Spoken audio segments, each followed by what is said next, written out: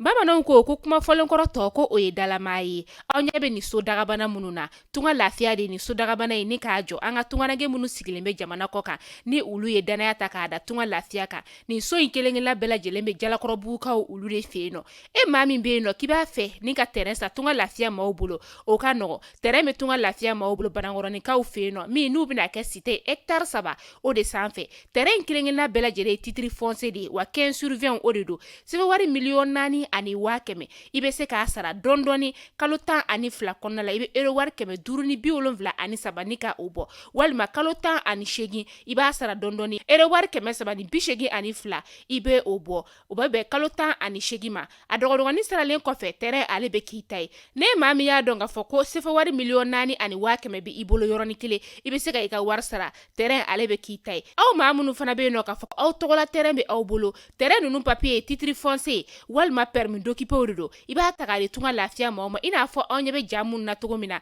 u b'a jɔ ni ka a d'i ma ka sɔrɔ i ma tɔɔrɔ o tuma la tunganage minnu sigilen bɛ jamana kɔ kan tunga lafiya nana aw lafiyali o de kama walasa sojɔko la aw kana degun sɔrɔ cogoya min na ne mɔgɔ min bɛ fɛ ka kunnafoni wɛrɛ sɔrɔ sa o tuma la an wele an ka numéro whatsapp kan 00336 41 94 03 80 walima 00223 72 18 42 47 tunga lafiya maliyɛnden minnu sigilen bɛ jamana kɔ kan u bɛɛ lajɛlen kelen-kelenna bɛ se ka u ninkanso sɔrɔ ba maliba ale kɔnɔna la cogoya min na.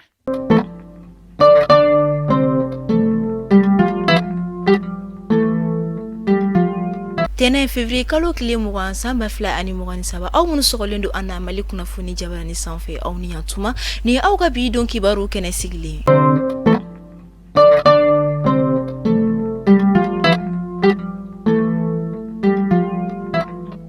Kasangani an ka jamana kɛnɛya tigilamaw ka laɲini dɔw sabatibaliya ye an ka jamana dɔgɔtɔrɔsoba 2 olu bɛ grève la. Walasa ka se k'u ka kuma fɔlen kɔrɔw labato an ka jamana finitigilakaw ye wulikajɔ sabati dɔgɔkun tɛmɛnen Kasangani shisha interdit an ka jamana kɔnɔna la. U ka wulikajɔw kɔfɛ u sera k'u bolo kɛ mɔgɔ 50 la ani shisha baara caman na.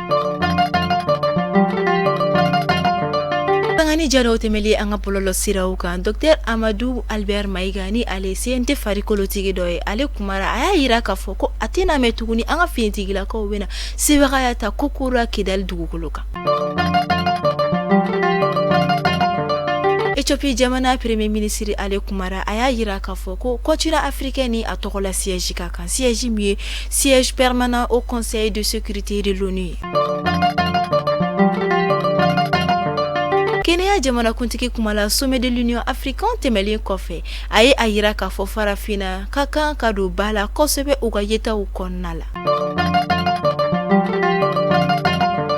Ayiwa ni de bɛ dɔn sigi kɛ aw ka bi don kibaru la aw ni ce aw ka lamɛnliko ɲuman na.